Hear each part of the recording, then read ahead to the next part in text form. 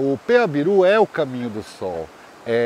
Diferente das estradas dos astecas e dos incas, os tupiniquins e os guaranis tinham nesse caminho uma maneira de fazer uma busca espiritual. Uma ponta desse caminho vai na direção de Laguna ou Florianópolis, existe uma dúvida em relação a isso. A outra ponta vai em direção a Cananéia e a outra ponta, que nós estamos, em direção a São Vicente. Por que um caminho que sai único, ele se divide em 3 partes, em 3 divisões? Porque o sol também mudava ao longo do ano na estação. E isso vai fazer com que exista um erro e que esse caminho se divida em 3 partes. A motivação da abertura desse caminho não foi econômica, né? Era uma peregrinação da época dos índios, porque eles acreditavam que existia o paraíso em terra, é o paraíso terrestre, a terra sem mal. E a terra sem mal, qual era o caminho da terra sem mal? A direção do sol.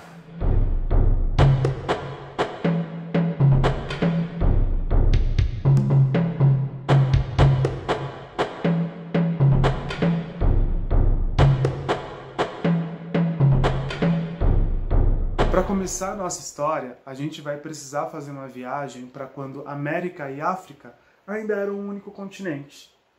Com o passar de milhões de anos e a movimentação das placas tectônicas, esses continentes foram se separando, e uma das marcas da separação dos continentes é a Serra do Mar, onde hoje se localiza a Vila de Paranapiacaba, ponto de partida da nossa história.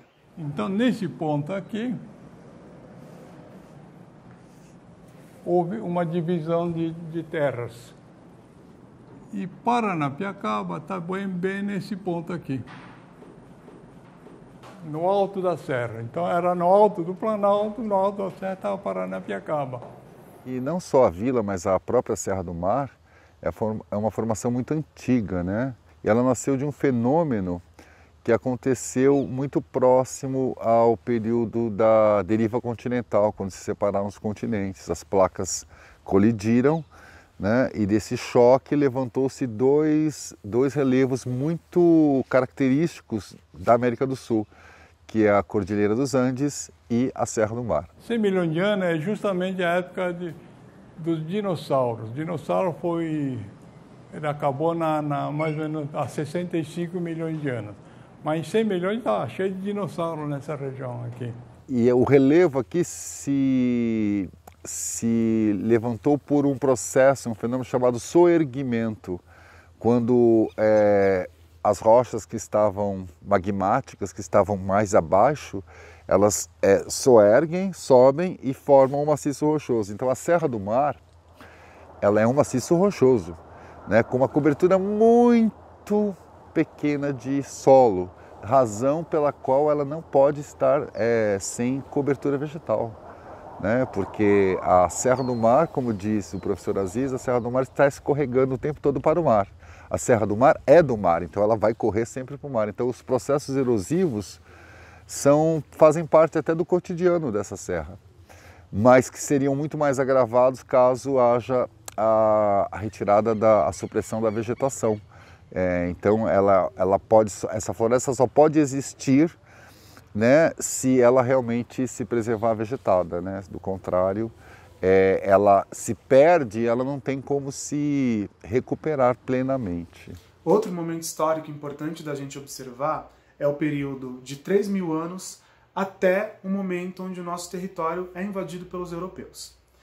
Nesse período de 3.000 anos até aproximadamente 500 anos atrás, a gente vai ter aí uma expansão dos povos indígenas originários e a consolidação de alguns impérios, inclusive, como os maias, os astecas e os incas. Também já viviam e ocupavam o território, tinham uma cultura extremamente complexa, povos como tupiniquins, tupinambás, aimorés, goitacazes e uma diversidade gigantesca que compreendia em milhares de povos e centenas de línguas que ocupavam a América de norte a sul. Mais precisamente, na região onde hoje fica a vila, existia a ocupação dos tupiniquins do território.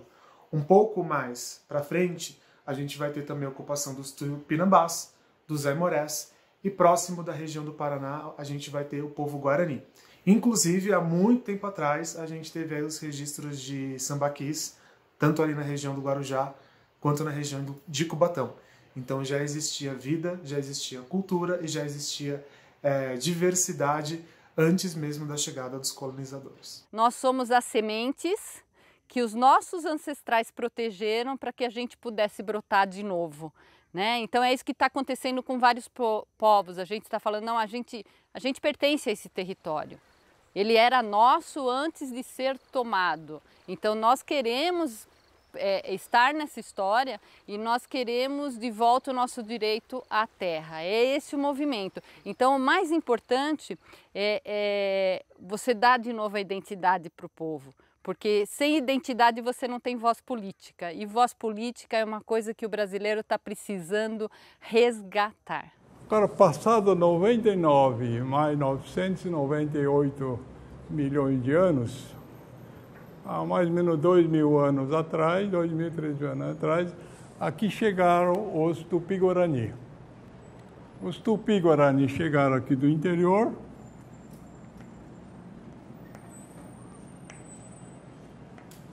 e chegaram nesse ponto aqui. Chegando nesse ponto, falava, opa, que daqui dá para ver o mar. A geografia para o índio é toponímio, ou seja, ele vê um relevo e ele fala, qual o lugar que eu vou? Ah, eu vou no Jacareí, no rio de Jacarés, ou eu vou no Tamanduateí, no rio que tem Tamanduá. E assim ele conseguia diferenciar, né? Sempre por uma característica. O índio chegava no alto da serra e ele contemplava o mar, ele não dava nome, ele falava, estou vendo o mar, Paranã-Apiacaaba, né? Estou vendo o mar. E aí o português achava que aquilo era o nome do local e fazia o registro e batizava o lugar com esse nome. Então, o objeto aconteceu há 100 milhões de anos, mas o nome foi dado há 2.000 anos.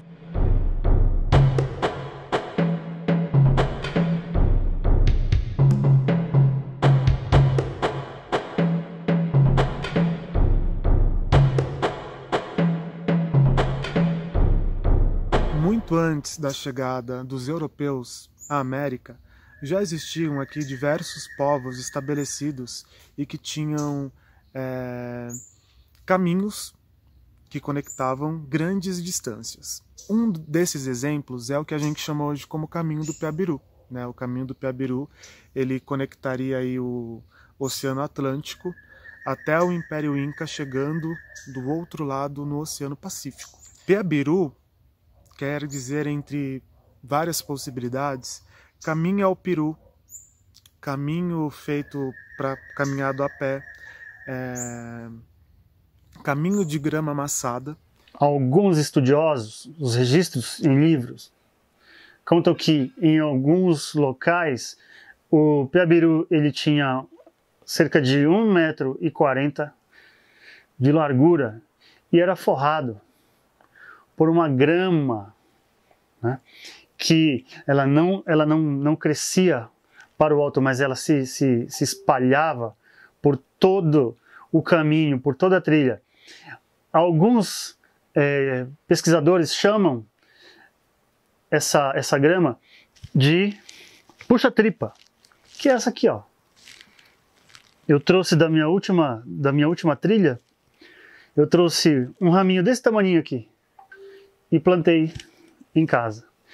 E tá aqui, ó, a grama, o Piabiru é a grama amassada. Tá aqui ela, um exemplar aqui. E você acabava multiplicando ela porque as sementes dessa graminha, né, iria grudando no pé, se espalhando e mantendo esse caminho onde circulariam aí os nativos. O indígena brasileiro, ele era extremamente nômade. Essa ideia da aldeia como uma coisa mais permanente não existia de fato. Eles percorriam um vasto território. Quando eu digo vasto território, é bastante mesmo. É muito interessante também observar que o território indígena ele não é apenas o local de morada dos indígenas. Esses caminhos eles fazem parte do território indígena. Sendo assim, a região que a gente tem hoje como Vila de Paranapiacaba ela teria sido no passado território indígena. Sem dúvida alguma, quando a gente faz um estudo e sobrepõe os caminhos ancestrais, tanto os caminhos indígenas, que depois se tornaram os caminhos dos colonizadores, nós vamos perceber que são as condições naturais e geográficas que favorecem que nesta nossa região tivessem todos esses caminhos. Do Espírito Santo ao Rio Grande do Sul é uma cadeia de montanhas que percorre todo o litoral. Então, todo o litoral aqui, você tem essa quebradeira aqui da subida da serra, né? Agora, o que acontece em Paranapiacaba? É um ponto estratégico, porque é justo o menor ponto de declividade para subir essa serra aqui. Então, tem algumas coisas em especial. Embora a gente esteja no alto da serra, nós estamos relativamente baixos. Se a média da Serra do Mar é 1.100, de 1.000 a 1.100 metros, e aqui nós estamos só a 790, 800 metros. Então isso também foi um facilitador para que esse lugar fosse escolhido como um caminho ancestral. Essa trilha, ela era usada regionalmente pelos tupiniquins, né? Os povos, né? Ditos tupiniquins, sempre tomando cuidado, porque essas denominações, na verdade, elas são originadas do colonizador. O colonizador que faz uma separação que nem sempre é a separação que o nativo se entende enquanto povo, enquanto tradição, enquanto cultura. O Rio Mogi, Cubatão, São Vicente e a região que a gente tem hoje, tanto Santo André quanto São Paulo, ela seria principalmente aí, de domínio dos tupiniquins. Eles habitavam principalmente a região chamada de Piratininga, que é o Planalto Paulista, né, hoje onde a gente tem aqui o ABC e São Paulo, e faziam esse movimento em direção ao litoral. Quando você faz um estudo geográfico do litoral próximo aqui na região de Santos, você vai observar que é uma região de estuário e de lagamares. Então é onde a água, a ligação com o mar se aproxima mais da serra. Tá? Por quê? Porque nós tínhamos uma condição de pântanos, né? Na verdade não é pântanos, é um mangue. Essa condição pantanosa do mangue impossibilitava o percurso a pé da praia, vamos dizer assim, para ser mais claro, até o pé da serra, né? O início da Serra do Mar. E os índios utilizavam-se desses cursos d'água, dos lagamares, dos estuários, para se aproximar da serra para iniciar a subida. Então, o primeiro percurso era feito de canoa. Então, era onde eles conseguiam se aproximar mais do pé da serra, que é justamente onde hoje está a Uzi Minas e onde hoje está a antiga estação Piaçaguera da São Paulo Railway. Então, esse era o percurso feito por água. E aí iniciava-se um caminho a pé. O caminho a pé, ele seguia as margens, e as margens do rio Mogi e a encosta do que hoje nós chamamos de Serra do Morrão, que na verdade é uma falha geográfica, uma abertura feita pela própria erosão, né? Os rios vão abrindo cursos, vão abrindo caminhos, né, na serra, e por erosão houve aquela falha, né? Foi abrindo-se aquele caminho que foi utilizado pelos índios. Em vez de ele subir uma serra íngreme, ele preferia buscando os caminhos mais fáceis. Então a sabedoria do indígena, ela vem da tentativa e erro. O percurso ainda vai buscando os cursos d'água, ou seja, os rios. Os rios sempre é o melhor percurso, né? Até porque grande parte desses rios tinham trechos navegáveis, né, que eles podiam fazer de canoa, o que facilitava a busca. E eles chegavam num lugar que nós conhecemos hoje como o ABC paulista, que é as bordas do campo. Os índios já utilizavam esse caminho para ir para o mar, mas geralmente eles desciam esse caminho no mês de julho, agosto, outubro. Era a época da tainha. Eles desciam a serra, pescavam a tainha na região de Bertioga, Guarujá, e faziam farinha de peixe. E subia a serra para conservar como alimentação. Então nós temos uma condição de uma serra com um caminho mais fácil, nós temos um planalto muito rico em recursos de alimentação, e nós tínhamos a entrada das tainhas no litoral, ou seja, perfeito. Eles tinham um momento que eles estavam no litoral e um momento que era bom estar no Planalto. Então essa era a dinâmica de sobrevivência e de vida, né, desses povos que habitavam essa região, né, o próprio estado de São Paulo nessa região aqui, mais próxima do oceano. Eu fiz uma grande maquete no Instituto Histórico Geográfico, está lá até hoje, quem quiser ver. Isso aqui é uma das rotas feitas pelos índios de São Vicente ao Paraguai, e que foi muito utilizado pelos portugueses. E os índios usavam isso há 2.000 anos, 3.000 anos. Só que o caminho dos índios é tudo recortado. Então tem vários caminhos.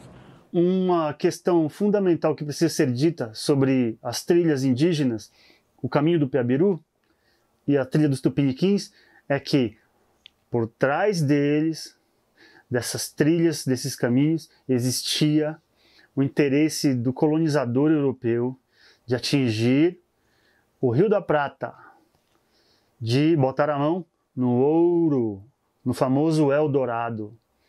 A lenda do Eldorado está por trás, talvez seja a primeira lenda mais difundida e mais importante para compreender as trilhas indígenas e a utilização das trilhas pelos europeus nos anos 1500. Passado tantos anos de estudo histórico, de pesquisas acadêmicas, eu penso que agora a gente já pode afirmar que foi uma invasão predatória, abusiva, onde pegaram nossas riquezas, o colonizador europeu, uma riqueza de cultura, de conhecimento que eles tinham, de aprendizado, de trabalhos com ervas, de vida mesmo, natural, foi tudo absorvida, não registrada e abafada mesmo pelo colonizador. Durante os 10 dias que fica no Brasil, a expedição de Cabral, ela acaba tendo um contato com o povo indígena que habitava aquela região, e esse contato é relatado em carta de forma amistosa, né? Então, Pero Vaz de Caminha diz que eles chegam a trocar alguns presentes e a conviver junto um tempo.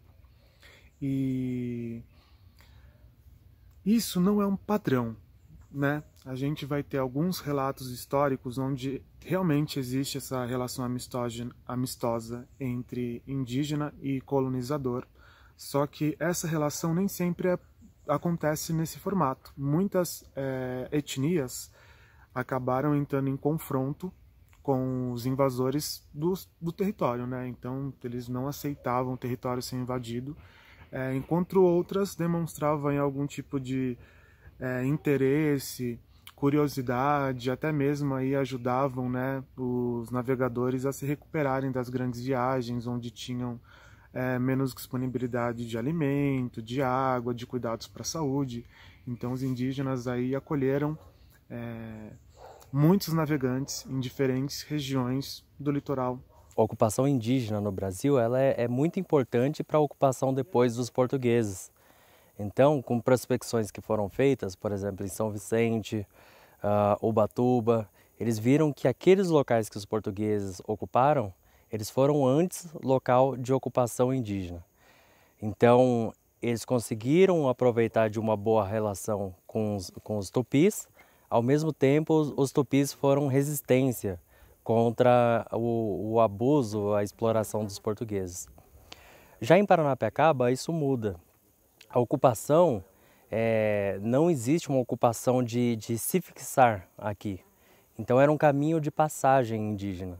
Então, talvez a região que mais tivessem aldeias indígenas, né, era justamente as bordas do campo. A Vila Perdida, de Santo André da Borda do Campo, foi fundada por João Ramalho, índio Tibiriçá, o povo tupiniquim e aliados portugueses. Então existiu uma aliança entre portugueses e indígenas.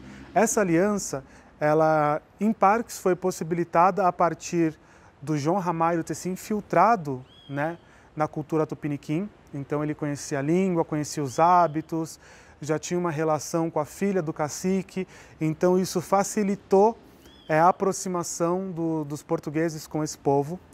E dessa aliança surge a vila de Santo André da Borda do Campo, né? Localizada aí entre onde a gente conhece como a região de Paranapiacaba hoje e a região onde ficaria o centro de São Paulo, o pátio do colégio. Os intelectuais da época começaram a forjar uma história para Santo André, para São Bernardo, para São Paulo, para o estado inteiro. João Ramalho estava ali, né? E eles pensaram, pô, esse cara é um cara bom para a gente utilizar, né? Bota um manto de heroísmo sobre ele, né? E começa a contar uma história que é uma história romantizada mesmo, achando que esse branco europeu veio para nos trazer civilização, propriedades, aprendizado, mas só que a sociedade tratou isso durante muitos anos, durante o final do século XIX, desde o século XVIII, XIX e XX, como essa coisa romântica mesmo, de construir um processo civilizatório. Eles precisaram descaracterizar o indígena da condição de civilização e de humanos, de cultura, para que eles pudessem avançar sobre os corpos e pudessem utilizar como mercadoria. João Ramalho era um caçador de índios, eles estavam aqui. Na verdade, essa rota toda aqui, eles não queriam fundar uma vila, ficar longe dos inimigos, também queriam, mas eles queriam chegar no ouro, chegar no Rio da Prata, né? A história do Piabiru, a história dos Tupiniquins, também a história do Eldorado, que percorre toda a América do Sul. Todos os exploradores, sejam espanhóis quanto portugueses, queriam botar a mão no ouro indígena. Quando eles não conseguiam o ouro, de fato, do mito do homem dourado, né? que tinha um cerimonial nos Andes, tal, que ele se pintava todo de ouro, fazia os rituais, tinha uma cidade cheia de ouro. Tal. Quando não tinha esse ouro, tinha o ouro que era o ouro indígena, que era o trabalho escravo. Então, ou vai de uma forma ou vai de outra. E isso aconteceu ao longo de séculos e séculos e séculos. Tanto é que a população vem sendo dizimada ao longo de 500 anos. E até hoje ainda resiste. Então, por um bom tempo, João Ramalho permaneceu ali vivendo com os tupiniquins como os tupiniquins, aceitando os seus diferentes hábitos, crenças, deuses e comportamentos.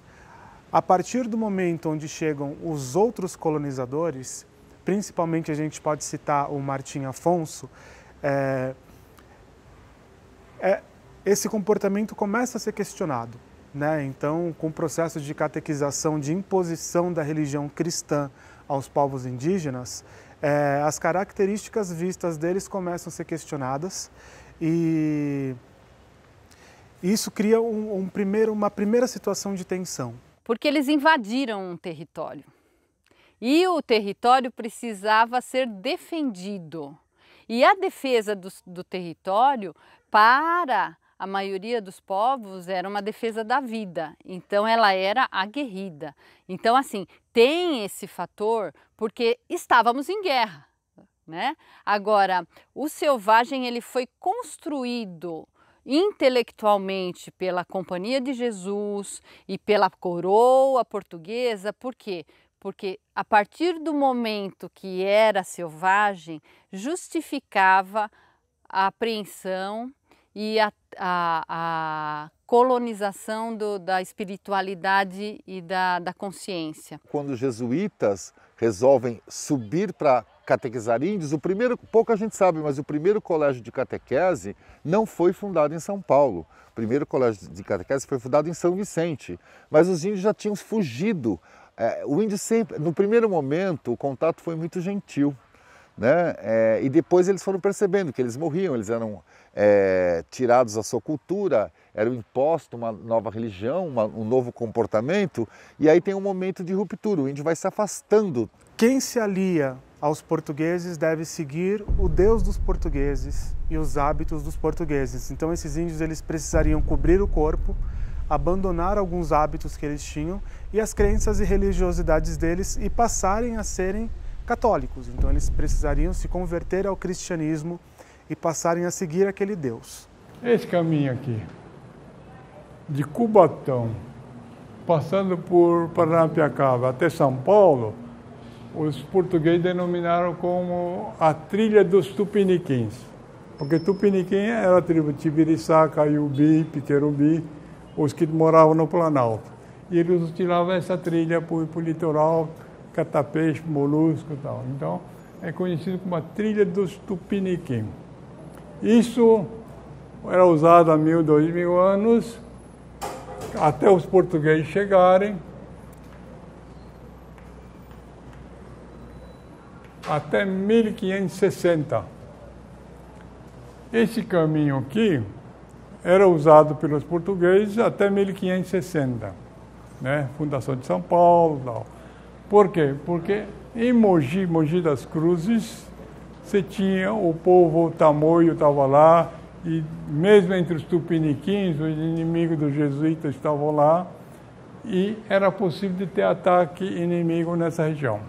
Em 1560, a trilha dos Tupiniquins, ou o que a gente chama de Caminho do Piabiru, o trecho do Piabiru que passava aqui por Paranapiacaba, e também chamado na época de Caminho Velho, que era o principal caminho percorrido para circular entre São Vicente e Piratininga, acaba sendo fechado. O porquê ela é fechada? Devido aos intensos conflitos da Confederação dos Tamoios, né?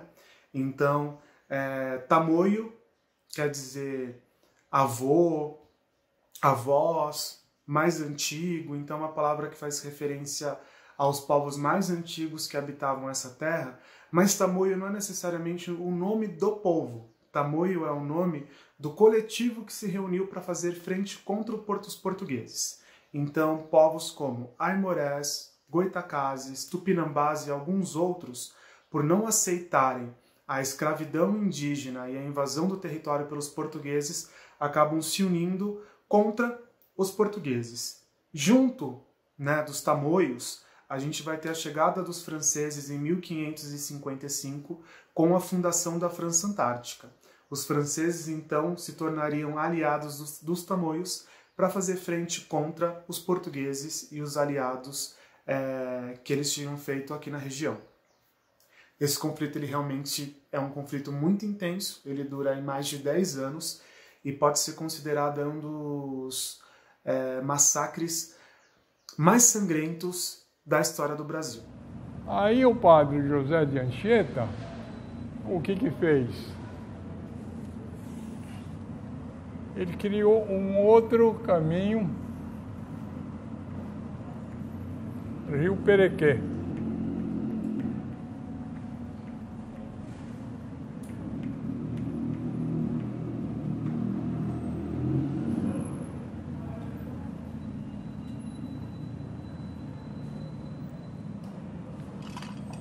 Esse aqui é o caminho do padre Anchieta. Ele vem de Cubatão também, mas tem uns 20 quilômetros de longe do primeiro caminho. A partir de 1560, esse é o caminho do Padre José. Só que lá era caminho de baixa declividade, você podia ir andando, aqui você tinha que subir de 4. Como aparecia na novela aí da Globo, o pessoal nos primeiros coisas subia, que tinha que subir de 4 mesmo, porque é muito inclinado. Né? Você sobe 10 km em 3 km, uma coisa assim. E depois foi criado lá, mais de 1790, o caminho do mar. Paralelo aqui, mas aí caminho do mar. É o caminho do Lorena. Então hoje o resto do Lorena está lá no meio do mato. Se vocês quiserem visitar, também dá para visitar. E depois desse caminho do Lorena, foi feito um outro caminho, aí é o caminho que foi usado pelos tropeiros. Até 1860, 1867, por aí, os tropeiros usaram esse caminho para escoar toda a produção de café.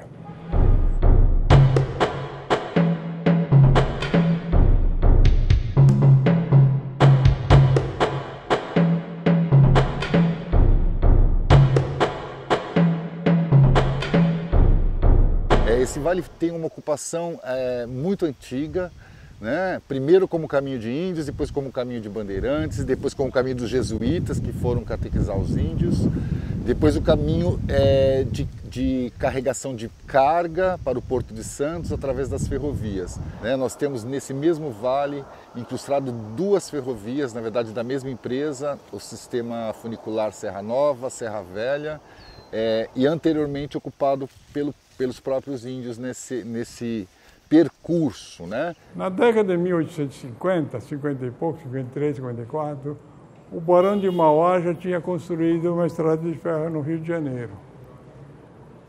E ele teve a ideia de construir uma estrada de ferro por aqui, algum ponto aqui, no litoral. Já que em São Paulo, o desenvolvimento por muito tempo ficou dificultado, o desenvolvimento econômico ficou dificultado justamente pela serra ser uma barreira natural para escoamento de produtos. Você tinha um solo muito fértil, muito próprio para a agricultura, mas você tinha uma grande dificuldade de levar o produto até o porto. Como é que fazer o trem subir isso, né? Porque a produção de café era muito grande no estado de São Paulo.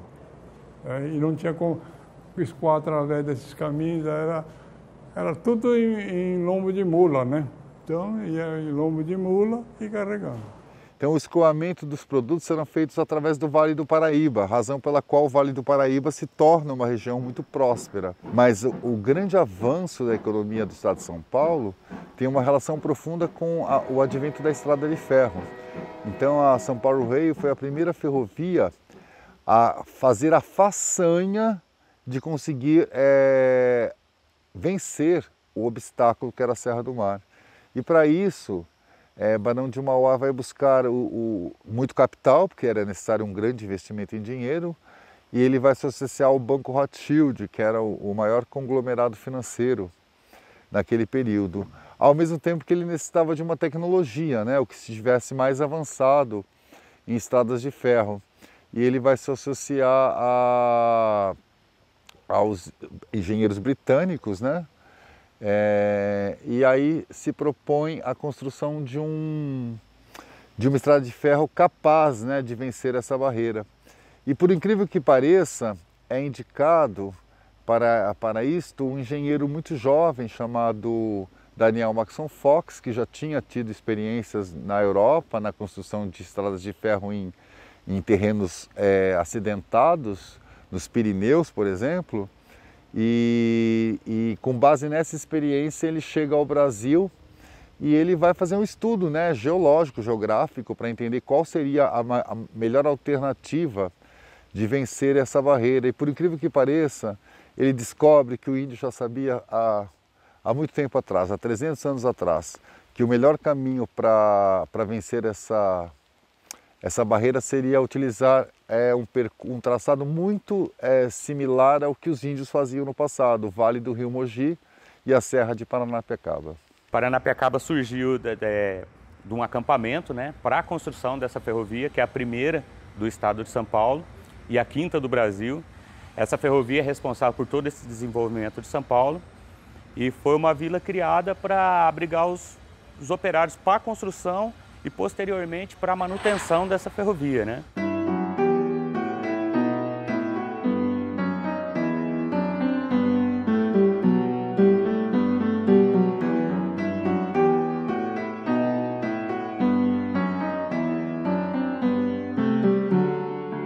A então região chamada de Alto da Serra, que veio a se tornar a Vila de Paranapiacaba, ela foi no momento da sua construção uma vanguarda tecnológica para o Brasil, né? E em outros diversos aspectos.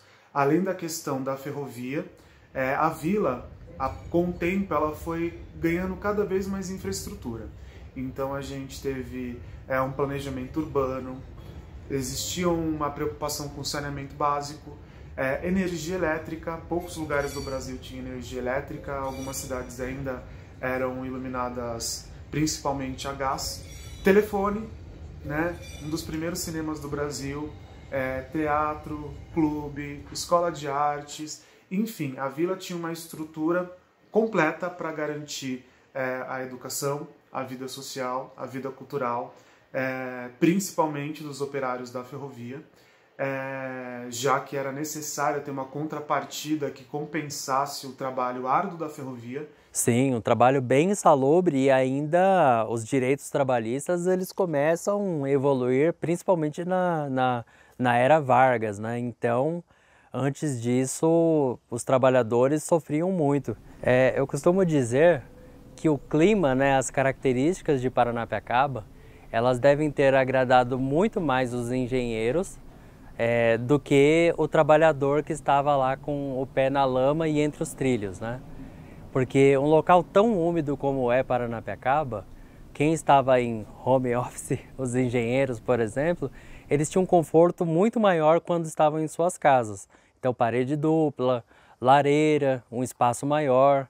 Enquanto os trabalhadores, eles estavam, por exemplo, quando estava construindo a ferrovia, então ter que fazer movimentação de muro, de paredes, né, de barrancos, instalar muro de arrimo, colocar aqueles trilhos super pesados. Então, isso com a chuva e com a quantidade de mosquitos, com o frio de Paranapiacaba, isso deve ter sido muito doloroso para esses trabalhadores.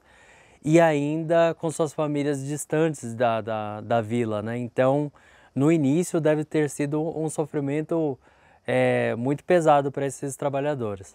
Então foi construída a primeira parte, a Vila Velha, né, ou Vila Alto da Serra, para o primeiro sistema. Nas 2 últimas décadas do século XIX, explodiu a produção de café no interior de São Paulo e foi necessário a duplicação dessa ferrovia. Então foi construída a segunda parte da vila, que seria a Vila Martin Smith, né, ou Vila Nova. E em 1907 foi feita a união desses núcleos e dado o nome de Paranapiacaba.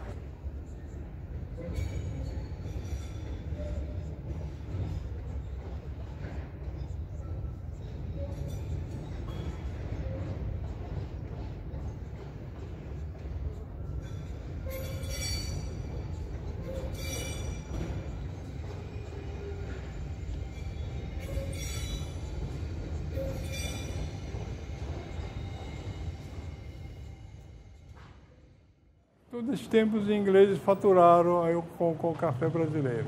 E o café brasileiro, em determinada época, realmente era muito dinheiro que passava por aí, né? Mas tudo que era produzido no estado de São Paulo passava pelo São Jundiaí. Aí em Jundiaí chegavam os outros, Mogiana, Paulista, Sorocabana, tudo chegava até Jundiaí, né? Mas tinha que pagar o pedágio em Jundiaí para descer a serra, senão não descia a serra. Então, por 90 anos, os ingleses faturaram bastante aqui. E justamente nessa época, 1900, 1910, 20, é a época do auge do café. Isso até depois em 29 tem a queda de Nova York, queda da Bolsa de Nova York, aí o café também cai e tal, aí muda toda a importância da estrada de ferro. Mas a estrada de ferro teve muita importância justamente no final do século e início do século. A vila de Paranapiacaba, né, ela surge por conta da ferrovia e muitos costumes permanecem na vila, costumes de ferroviários até hoje. Até porque a gente tem ainda muitos ex-ferroviários, ainda pessoas que trabalham na ferrovia, ou filhos de ferroviário como sou eu, né? Ou seja, o ferroviário que morava na Serra, mas também que morava aqui no alto da Serra, em Paranapiacaba, tinha as caranguejadas, tinha o tempo nas folgas do trabalho duro da ferrovia. Qual que era a diversão? Ir para a Baixada, né? Ir para os mangues, né? Ir para o Lagamar, ou seja, fazer a pesca, fazer a caça. Então esse hábito que o ferroviário inconscientemente ele adquire é pela própria condição natural do lugar. Então é muito importante que a gente entenda que o que delimitou e definiu esse lugar como caminho são as condições desse caminho, tanto as condições geográficas quanto as condições naturais, né? Porque a relação do índio com a natureza é muito diferente da nossa relação com a natureza. Então você pode ver que o modo de vida dele, ele vai se adaptar à condição, o que a terra lhe oferece, né? O que a região lhe oferece. Então isso também nos serve como um aprendizado. E sem querer, ou talvez inconscientemente, nós estamos repetindo isso de outras maneiras, né? Mas é uma repetição. A ferrovia é bem viva nas nossas vidas. Até hoje, a gente convive com os trens, a gente convive com o barulho das locomotivas até hoje. Se orienta pelo relógio, né? Como eram os ingleses lá no início da ferrovia. E é isso, a ferrovia está no DNA da vila.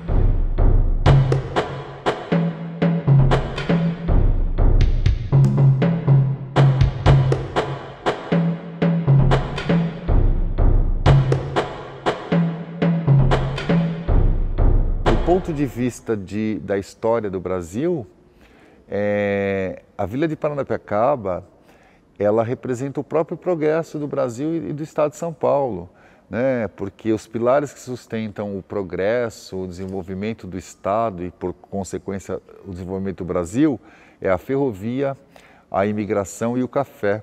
Então, a gente tem aqui em Paranapiacaba um compilado, um resumo de toda a história do Brasil, muito antes de 1500 para cá. Está tudo resumido aqui em Paranapiacaba. A gente consegue falar de toda a história do Brasil a partir de Paranapiacaba.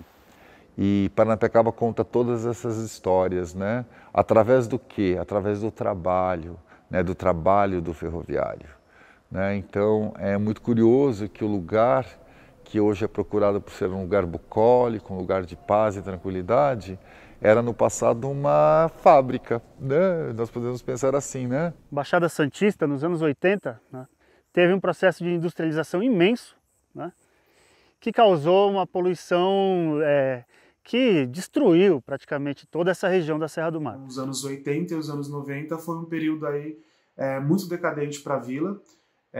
Os cuidados, a manutenção que os ingleses tinham com a ferrovia acaba não sendo mantido. Uma grande parte das construções que existiam na serra, elas acabam desaparecendo. E com o tempo, o transporte de passageiros entre São Paulo e o litoral é interrompido. Então, durante muitos anos, foi uma região muito poluída, talvez a região mais poluída do Brasil, né, causando uma série de danos à saúde da população, tanto da Baixada Santista, quanto aqui das pessoas que moram nas proximidades. O nosso camarada Spiff, morador, inclusive morou aqui, né, contava que via umas nuvens vermelhas subindo, né, que era pura poluição que saía, que acompanhava o trajeto do vale do rio Mogi e atingia toda essa região aqui do Alto da Serra.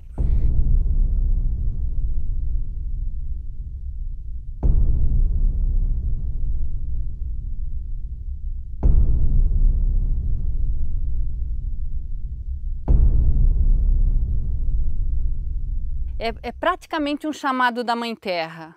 Olha, estão me destruindo.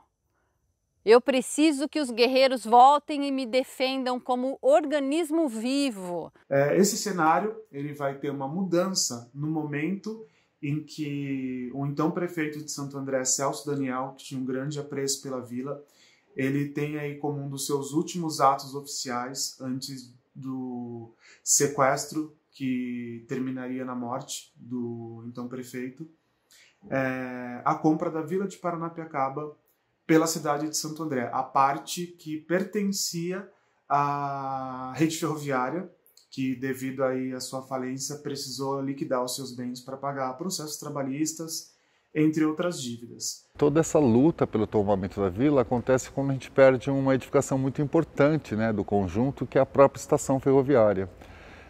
Diferente de uma cidade colonial, onde a igreja, né, normalmente é o prédio mais emblemático, né, do conjunto, numa vila ferroviária, com certeza, o prédio mais emblemático de uma vila ferroviária é a própria estação ferroviária. Esse tombamento de Paranapiacaba, se não fosse a prefeitura de Santo André, estava tudo no chão. Em 87 foi feito o tombamento depois dos simpósios que nós fizemos. O reconhecimento de Paranapiacaba como patrimônio veio numa ordem inversa, né? O primeiro a reconhecer foi o Estado. Então, o primeiro tombamento foi no ano de 1987 pelo CONDEFAT, depois pelo IFAM, né, se torna um patrimônio nacional. E, por último, o município reconhece a Vila de Paranapiacaba como um patrimônio histórico. Em 2013 foi feito o tombamento daqui até Cubatão. Agora, isso aqui nunca vai ser restaurado porque não tem dinheiro no mundo que possa restaurar. Mas manter pelo menos os túneis, tudo lá, dá, todo o sistema de drenagem, pode não mexer em nada. Deixar do jeito que está, ele dura mais de 200 anos. Né, na verdade, professor Issal Minami e professor Júlio Abi, recentemente falecido, né, eles têm um papel importantíssimo no tombamento da Vila de Paranapiacaba. Ou seja, a FAUSP, né, a universidade que eles trabalhavam e tinham ligação, ela vai usar Paranapiacaba como estudo de caso.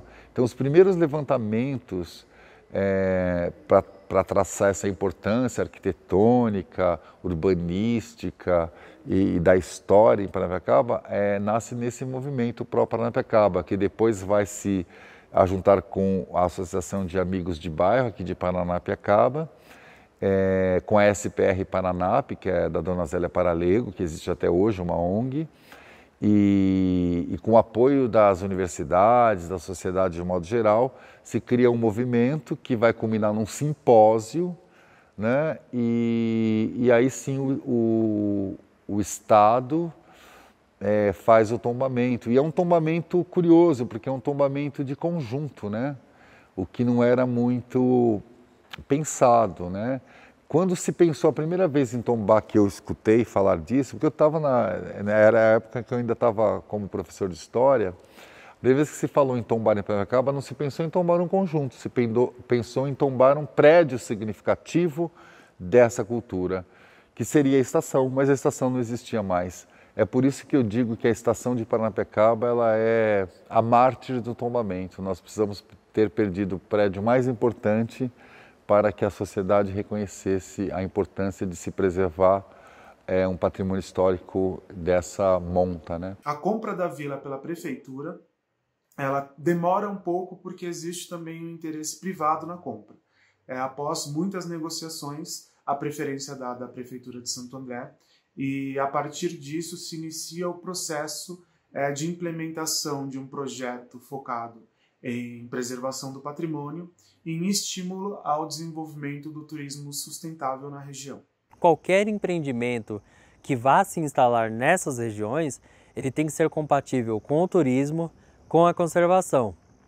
Então a gente não pode ter nenhum empreendimento que vá impactar a paisagem, que vá impactar a fauna, a flora, que vai impactar o ir e vir das pessoas. A gente tem que avançar para o turismo sustentável e assim, cada vez mais valorizar a população local, sua cultura, suas tradições, seus costumes, o seu jeito de ser, suas histórias, suas memórias. Então o que o turista geralmente, a grande maioria, a massa, né, vem procurar em Paranapiacaba, geralmente é cachoeira e história da ferrovia.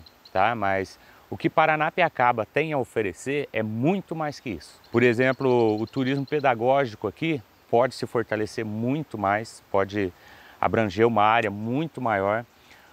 Como eu já citei antes, a gente tem a Serra do Mar aqui, então aqui pode ser estudado biologia, pode ser estudado geologia, abrange uma área pedagógica muito grande.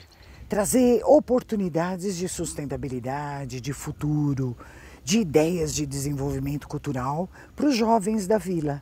Se eu pego Paranapiacaba, cidade inglesa, está lá no meio da Mata Atlântica, ainda coloco esse ingrediente, você fazer uma trilha perto da cidade, mas que ela lembre ou que ela rememore caminhos indígenas anteriores, você abre toda uma outra possibilidade de desenvolvimento cultural.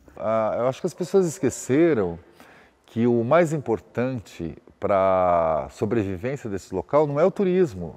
O mais importante é o patrimônio. As pessoas vêm aqui por conta do patrimônio natural e por conta do patrimônio histórico, né, edificado, arquitetônico. E também vêm por conta da nossa cultura, que é muito específica, né?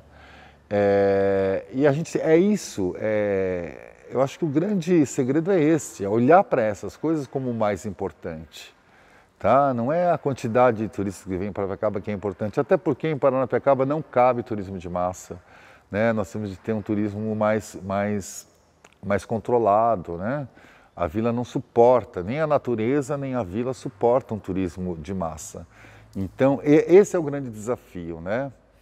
É criar um turismo que colabore para a preservação da vila, né? E não o oposto, porque o turismo, às vezes, ele traz problemas em vez de soluções, né?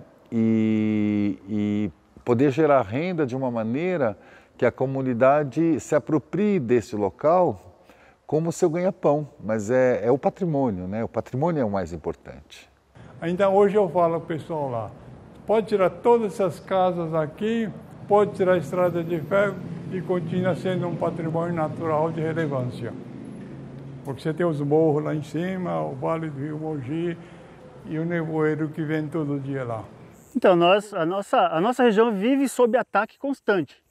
Se a gente perceber, esse vale, ele é a última fronteira, praticamente, é a última fronteira, né? Graças a esse vale, graças a essa geografia, a vila de Paranapiacaba continua intacta. Intacta entre aspas, né? Mas ainda continua, de certa forma, preservada. Ensine o não indígena, o Juruá. Os guaranis têm uma tradição, eles entendem o Juruá, que é o homem branco, como uma criança que ainda precisa aprender. Eles ainda não adquiriram maturidade. Então, ensina o Juruá que os ciclos da Terra, eles são poderosos e que só se vive harmonicamente a partir do momento que você respeita e trabalha junto com esse ciclo da Terra. Então é isso, esse é o chamado ancestral. E é além da ancestralidade do homem, do indígena, é a ancestralidade da Terra. Nós estamos aqui nessa exuberância de natureza porque a Terra harmonizou os seus ciclos e conseguiu construir tudo isso daqui. Precarização da vida, destruição da natureza, né? Isso são as consequências de se abrir, né, novas estradas. E graças a muitas pessoas que se mobilizaram ao longo de décadas, nós temos ainda o Parque Estadual da Serra do Mar, que é aqui, que é preservado, é uma zona de conservação, você não pode criar nada, construir nada. E temos também o Parque Municipal Nascentes de Paranapiacaba, que juntos conseguem impedir, né, a destruição, mas eles estão sempre de olho, né? Sempre tem gente querendo explorar essa região, sempre tem projetos mirabolantes surgindo, porque isso aqui é uma preciosidade, todos sabem que é, né? E querem explorar, querem usar essas rotas e esses recursos. Aí é a terceira época da região Paranapiacaba, porque Paranapiacaba primeiro foi essa estrada dos índios, durante 300 anos ficou abandonado, os ingleses usaram durante 100 anos, né? E ficou mais de 20, 30 anos com a rede ferroviária. Aí depois houve tombamento e a compra da vila pela Prefeitura de Santo André. Então, essa última etapa é da Prefeitura de Santo André e é justamente a nossa responsabilidade. Então você reconstrói uma história ancestral, você fecha de novo o elo da corrente entre os que vieram antes e os que estão vindo depois. Então você tem a responsabilidade de unir de novo essas gerações para que elas se entendam como raiz, como parte de uma raiz ancestral, de uma história ancestral. Então, esse sentimento de o que eu estou fazendo aqui é importante, e é importante não só para a minha história familiar, mas para a história de uma cidade toda, é um sentimento muito forte. A fase de vocês é o que fazer com a vila. Então, é outra, estou passando a... Eu cumpri uma parte cumpri, fiquei velho. Então agora vocês resolvam o que fazer com a vila.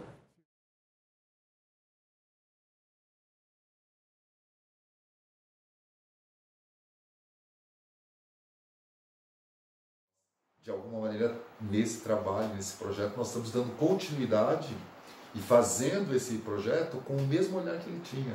no humano, na humanidade, na percepção, na sensibilidade das pessoas. O Júlio tem uma fala assim que foi muito impactante a primeira vez que ele me falou, eu até discordei de alguma maneira, e que hoje para mim é muito claro.